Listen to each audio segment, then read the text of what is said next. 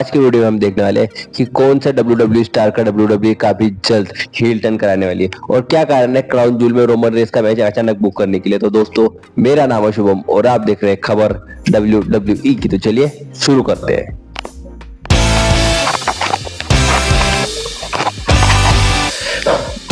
तो सबसे पहली चीज भाई ये सामने आ रही है खबर कि पेज काफी जल्दी WWE में रिटर्न करते हुए हमें दिख सकती है। पेज ने लगभग 2011 से 2022 तक WWE में काम किया। उसके बीच में उनको नेक इंजरी हुई, वो रिटायर भी हुई और उन्होंने 2022 के बाद हमें AEW में जाके वो वर्ल्ड चैंपियन बनते हुए भी दिखे। लेकिन वहां पे उनका रन पूरी तरह डिजास्टर था, हम ऐसा कह सकते हैं। काफी बहुत बुरा था भाई, बहुत बुरा। अगर आपने देखा हो तो जाके देख लो, बहुत ही ज्यादा बुरा था, हम ये कह सकते हैं। लेकिन अब WWE ने पेज को वापस लाने का शायद सोचा है। क्यों? क्योंकि पेज उसी तरह टीज कर रही है। एजी ली का रिटर्न हो गया है, उसके बाद अब पेज का रिटर्न भी WWE में एक्सपेक्टेड है, क्योंकि एजी ली और पेज काफी ज्यादा पुरानी दुश्मन है WWE ने टेलीविजन पे। भाई बाकी असली लाइफ में तो काफी अच्छे दोस्त है, हम ऐसा कह सकते हैं। तो पेज का रिटर्न हो सकता है और पेज रिटर्न करके हमें सीधी सीधी फ्यूड करते हुए दिख सकती है एजी ली के साथ। लेकिन क्या पता कब WWE एजी की ली का भी रिटर्न कराएंगे। सीएम पंक तो वापस आएगा, लेकिन अभी तक एजी ली का कोई पता नहीं, शायद जल्दी वापस आ जाएंगे। ठीक है, तो हमारी अगली खबर सामने आ रही कि पॉल हेमन के बारे में। पॉल हेमन के बारे में क्या, तो पहले बात कर लेते हैं पॉल हेमन के बारे में। खबर गई थी, अगर आपने स्मैकडाउन के बाद को मंडे नाइट रॉ का शो देखा होगा, स्मैकडाउन पे शो पे सेथ रॉलिंस ने जाके अटैक किया था। पॉल हेमन कह रहे थे कि मत कर मत कर, लेकिन जब सेथ रॉलिंस ने जाके अटैक किया था किसके ऊपर, रेंडी ऑर्टन के ऊपर और कोडी रोड्स के ऊपर अटैक करने की कोशिश की। उसके बाद हमें मंडे नाइट रॉ के शो पे पॉल हेमन और सेथ रॉलिंस का एक बैकस्टेज सेगमेंट देखने को मिला और सेथ रॉलिंस पूछ रहे थे कि भाई जरा पॉल हेमन एक बात बता, अगर मैं हार गया मैच कोडी रोड्स के खिलाफ तो क्या होगा। तो पॉल हेमन ने सीधा सीधा कहा कि भाव नहीं देंगे तेरे को, ब्रॉन्सन रीड और ब्रॉन बेकर तेरे को चूतिया समझेंगे और मैं भी तेरे को चूतिया समझूंगा। क्यों? क्योंकि मैंने तेरे को चूज किया रोमन रेस के ओवर। और भाई अगर ऐसा होता है, कोडी रोड हरा देते हैं सेथ रॉलिंस को, तो हमें एक चीज होते हुए दिख सकती है, पॉल हेमन टेटर होते हुए दिख सकते हैं हमें सेथ रॉलिंस को। वो कैसे?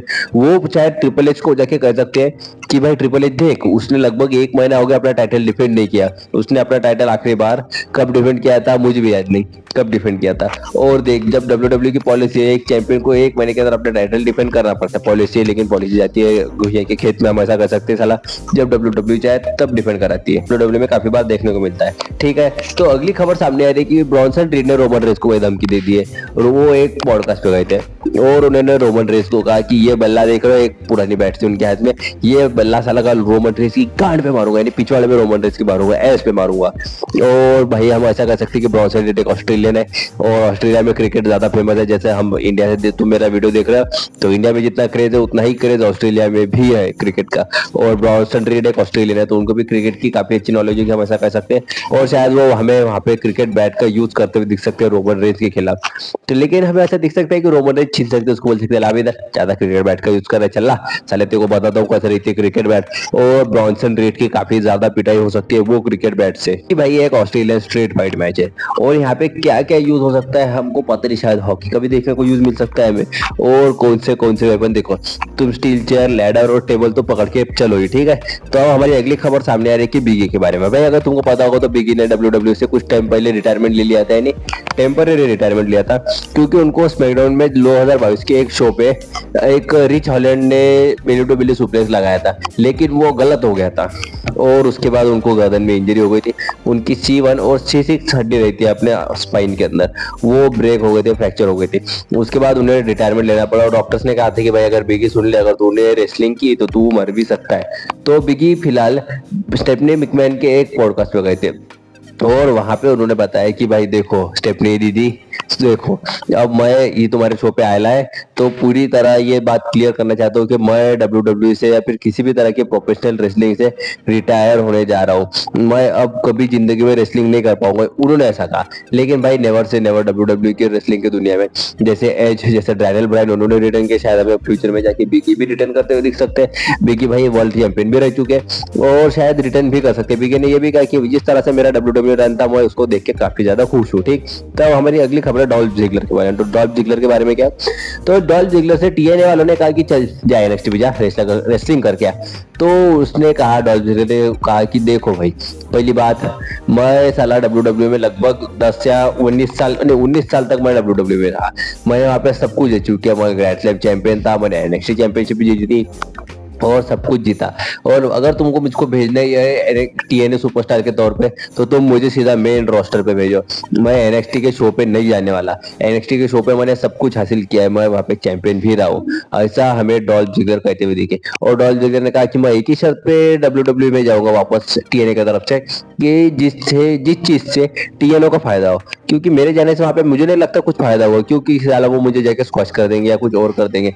अगर मुझे भेजना है तो मेन रोस्टर पे भेजो, नहीं तो अपना रास्ता नापो। हमें ऐसा कहते हुए डॉल्फ जिगलर दिखाई दिए। तो चलो अब हमारी अगली खबर सामने है रेंडी ऑर्टन के बारे में।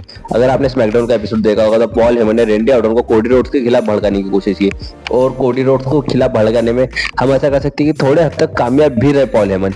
लेकिन भाई स्मैकडाउन पे जब मैच हुआ तो वो मैच में सेथ रॉलिंस ने आके रेंडी ऑर्टन के ऊपर अटैक किया, उनके ऊपर स्टॉम्प लगाया, उसके बाद ब्रॉन्सन रीड ने उनके ऊपर सुनामी लगाया और ये मैच जीत लिया। तो ये हफ्ते हमें स्मैकडाउन के एपिसोड में क्या देखने को मिल सकता है? तो शायद हमें स्मैकडाउन पर रेंडी ऑर्टन का आखिरी अपीयरेंस देखने को मिल सकता है। वो कैसे? रेंडी ऑर्टन जा सकते हैं निक एल्डस के पास और कह सकते हैं, देख रहे भाई निक, तेरे को मैंने 2 बार आरक्यू मारा, तीसरी बार खाना है क्या है? वो बोलेंगे नहीं नहीं खाना भाई, को जब आरक्यू खाऊं मैं, तो चुपचाप मेरे को मंडे नाइट रॉ पे भेज दे, मेरे को एक रॉ का सुपरस्टार बना दे। और निक एल्डस इस चीज के लिए मान जाएंगे। इससे क्या चीज होगी? तो इससे हमें ये देखने को मिल सकता है कि रेंडी ऑर्टन क्राउन जूल में जाके हमें मैच कॉस्ट कराते हुए दिख सकते हैं सेथ रॉलिंस को। और फिर हमें रेंडी ऑर्टन वर्सेस सेथ रॉलिंस की फ्यूड देखने को मिल सकती है उनके वर्ल्ड टाइटल के।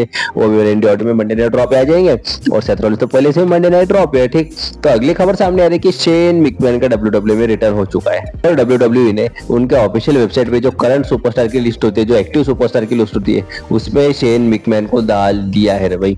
तो हम ऐसा कर सकते हैं कि एक मिकमैन तो WWE कंपनी में फुल टाइम वापस आ चुका है। मिस मैकमैन का तो कुछ खरा नहीं। स्टेफनी मैकमैन अपने परिवार के बीच में बिजी है, क्योंकि ट्रिपल एच बोलता है चुपचाप चूल्हा चौका सवाल, ज्यादा बातें मत कर, काय को बिजनेस के बीच में पड़ रही हो, ऐसा ट्रिपल एच कहते हुए दिखते हैं अबे।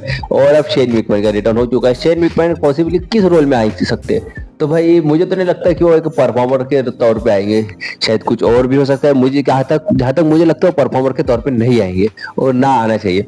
क्योंकि अगर आपने उनका आखिरी मैच देखा था मिस के साथ, तो वो आते बराबर शुरुआत के 2 मिनट के अंदर ही वो इंजर्ड हो गए थे, और उसके बाद वो मैच स्नूप डॉग को कंटिन्यू करना पड़ा रेसलमेनिया में।